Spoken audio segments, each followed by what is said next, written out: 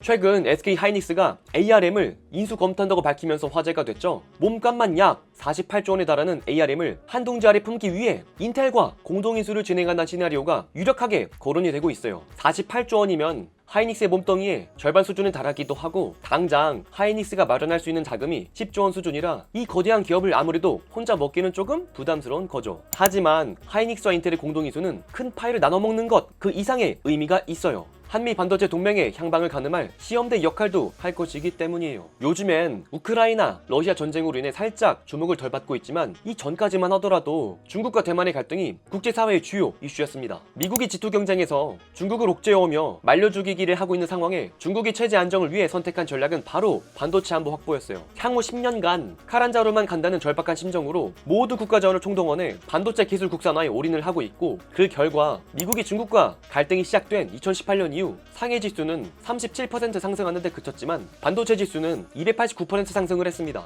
물론 반도체는 기술 개발에서 안착까지 10년에서 15년이 걸리기 때문에 막 반도체 투자를 시작한 중국을 미국이 기다려줄 생각은 전혀 없죠. 그래서 하루라도 빨리 반도체 자립을 위해 중국이 선택한 열쇠는 TSMC의 대만이었고, 하나의 중국을 외치며 시시탐탐 대만을 집어삼키려는 각을 잡았던 이유가 바로 이 같은 국제적 정치 배경이 있었기 때문이에요. 실제로 시진핑 주석이 3년임을 위해 대만 수복이라는 공적을 앞세워 대만 침공을 검토했었다는 설까지 보도가 될 정도로 지금 중국은 하루라도 빨리 반도체 안보를 확립한 상황에 마주를 했고, 그 결과 세계 반도체 대전은 대만을 중심으로 모인 빅4, 한미일, 대만 유럽과 중국으로 양분이 되고 있습니다. 그래서 하이닉스의 ARM 인수 시도는 단순히 엔비디아가 먹으려던 떡, 옆집 떡이 더 커 보여서 먹으려는 시도에 그치는 것이 아니라 현재 양 진영으로 분할된 반도체 구도에서 한미 반도체 연합의 결속력을 다지는 초석의 역할도 하고 있는 것이죠. 물론 SK 하이닉스가 대만을 응원하는 세계평화 운동가도 아니고 하루라도 빨리 메모리 반도체 헤게모니 결성에 이익을 추구해야 하는 기업입니다. 그래서 다른 한편으로는 SK 하이닉스도 ARM을 인수할 때 얻을 수 있는 콩고물이 있기 때문에 이번 인수전에 뛰어들었다고 생각될 수밖에 없는데요. 그럼 왜 SK 하이닉스가 ARM에 눈독을 들이는지 알기 위해 ARM이 대체 어떤 기업인지 배경 상식을 알아보고 갈게요.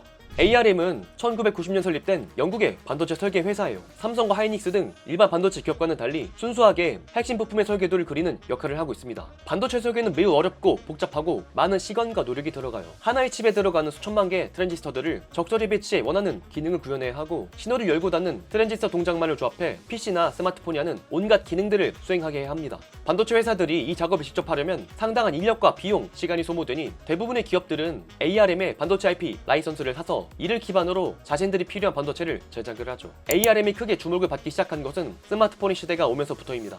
ARM 기술의 가장 큰 특징은 전력을 덜 잡아먹는다는 점인데, 스마트폰에서 발열, 배터리 지속 등이 핵심 기술력으로 떠오르면서 전력을 덜 쓰니 열도 적게 나오는 ARM의 디자인이 인기를 끌게 됩니다. 그래서 삼성전자와 애플, 퀄컴, 엔비디아까지 빅테크 기업들 중에서 한 주목한다는 기업들은 모두 ARM의 기본 설계도를 사용하고 있고, 그 탓에 전 세계에서 판매되는 스마트폰의 90%, 태블릿의 85%가 ARM의 설계도가 이용되고 있죠. 검은 눈의 워렌 버핏이란 별명을 가진 손정희 회장이 2016년 ARM을 인수할 당시 매출 2조 원밖에 안 되는 회사를 40조 원이라는 비싼 가격에 샀음에도 불구하고 내 인생에서 가장 가슴 벅찬 일이었다고 평가한 이유가 바로 이 같은 ARM의 독점적인 시장 지위가 깔려있었기 때문이에요. 사실상 대체제가 없어서 공공재에 가깝다는 언어 유희가 있을 정도이죠. 하지만 이런 독점적인 지위는 매각에 방해가 되는 걸림돌이 되고 맙니다. ARM의 매출은 라이선스 계약을 통해 제조사의 설계도를 제공한 뒤 받는 로열티가 대부분을 차지하는데, 엔비디아가 ARM을 인수할 경우 기존에 받던 로열티를 크게 올리거나 엔비디아의 경쟁사에는 ARM의 설계도를 제공하지 않는 등의 독과점 행위가 발생할 것이 우려됐기 때문입니다. 물론 엔비디아는 시장을 달래기 위해 ARM이 현재는 물론 앞으로 출시될 모든 제품에 대한 라이선스 관행을 전 세계 모든 업계, 모든 고객사에 그대로 유지하겠다고 밝히기도 했지만, 미 연방거래위원회는 엔비디아의 ARM 인수를 불법적인 수직 결합이라 규정을 하고 제소를 하며 사실상 브레이크를 걸었습니다. 결국 2년간 야심차게 진행했던 엔비디아의 매각 작업은 주요국들의 반대로 지난 2월에 최종적으로 불발이 됐죠. 하지만 그렇다고 해서 손정희 회장이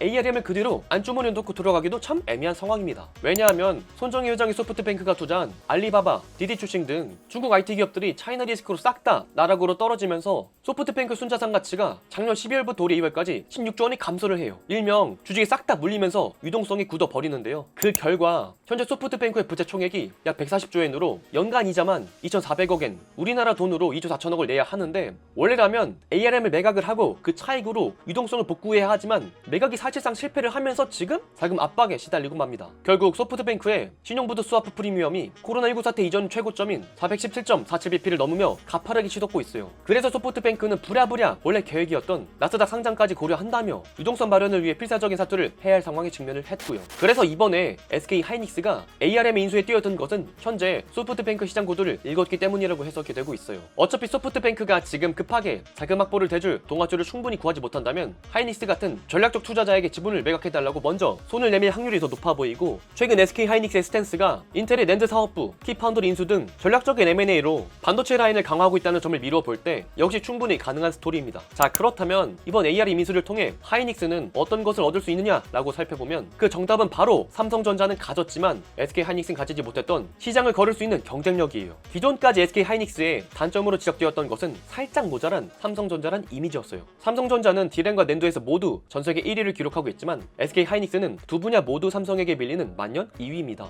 물론 기술적으로 보면 두 기업은 큰 차이가 없어요. 메모리 반도체는 기술적 난도가 매우 낮고 제덱이라는 반도체 협회에서 결정한 표준에 의해 만들어지기 때문에 SK와 삼성이 생산하는 메모리는 모두 기술력에서는 거의 차이가 없습니다. 하지만 삼성은 SK가 가지지 못한 반도체 수직 계열을 통한 경쟁력을 확보했습니다. 예를 들면 삼성이 설계한 칩이 삼성의 파운드리에서 만들어지고, 이렇게 만들어진 칩이 다시 삼성의 갤럭시나 가전에 사용될 수가 있습니다. 기업 산하의 사업 다각화를 통해 반도체 순수한 구조를 구축해 놓은 것이죠. 하지만 SK 하이닉스의 경우에는 삼성전자와는 달리 사업 구조가 D램과 낸드로만 거의 이루어져 있어요. 그 탓에 메모리 반도체 가격의 변동에 따라 매출액과 영업이익의 변동성이 심하고, 반도체의 불황이 찾아오게 되면 산업 자체가 크게 흔들릴 수밖에 없는 구조입니다. 반도체 산업이 주기적으로 사이클을 타는 산업인 만큼 이런 SK 하이닉스의 포트폴리오는 단점으로 지적이 되었죠. 최근 키파운드리, 인텔의 낸드 사업을 인수한 것이 바로 이 같은 단점을 보완하기 위해서였습니다. 메모리 반도체에 쏠려있는 사업 포트폴리오를 키파운드리 인수를 통해 파운드리 사업을 확장을 하고, 인텔의 낸드 사업부 인수를 통해 기존 4위에 그쳤었던 MMO와 낸드 점유율을 20%까지 끌어올리며 시장 점유율 2위로 시장 내 파워를 강화하려던 시도였던 것이죠. 특히 이번 ARM 인수 시도는 하이닉스에겐 메모리 반도체의 변곡점을 만들어줄 수 있는 계기로 점쳐지고 있어요. ARM의 반도체 설계는 논리적 연산을 담당하는 로직 반도체입니다.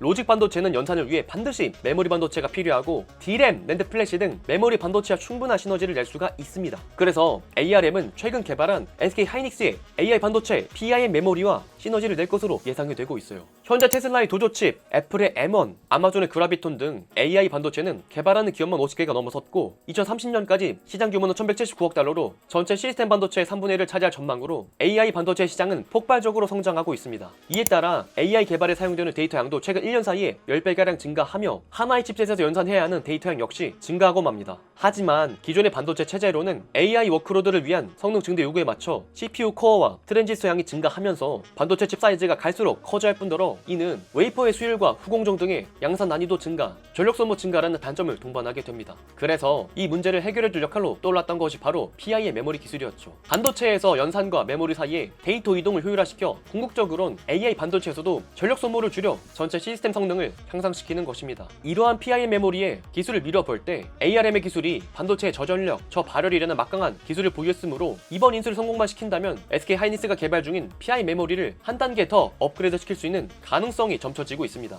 그렇다면 PI 메모리의 기술 초고도화로 AI 반도체 시대에 메모리 분야를 석권할 수 있는 초석을 마련하는 청사진을 펼쳐볼 수가 있는 것이죠. AI 반도체는 처리할 데이터가 늘어날수록 CPU뿐만 아니라 손과 발이 되어주는 메모리 역시 함께 발달이 선행되어야 하기 때문에 하이닉스가 어떻게든 ARM 인수를 성공시킨다면 AI 메모리 시장의 선두권을 차지할 수 있는 것이죠. 단순히 사업 하나 늘리는 기분만 내는 것이 아니라 인공지능, 자율주행 등 AI 반도체 헤게모니 시대가 오고 있는 시점에 주역의 자리를 꿰찰 수 있는 기회고요. 그래서 이번 SK 하이닉스의 ARM 인수 이벤트가 기업 가치 상승에 다시 한번 총력 역할이 되길 바라며 AI 반도체 시대 세계를 이끄는 훌륭한 기업이 되길 진심으로 응원해 보겠습니다. 오늘의 영상은 여기까지입니다. 영상의 내용이 좋았다면 구독과 좋아요 한 번씩 부탁드리도록 하겠습니다. 알림 설정까지 하신다면 유튜브 튜토리얼 영상이 올라오는 대로 바로바로 시청하실 수 있습니다. 그리고 여러분들의 댓글은 제게 큰 힘이 됩니다. 한 줄씩만 부탁드리도록 하겠습니다. 그럼 전도 또 다음에 좋은 영상으로 찾아뵙도록 하겠습니다. 존경하는 구독자 여러분들, 그럼 다음 시간에 또 만나요. 안녕!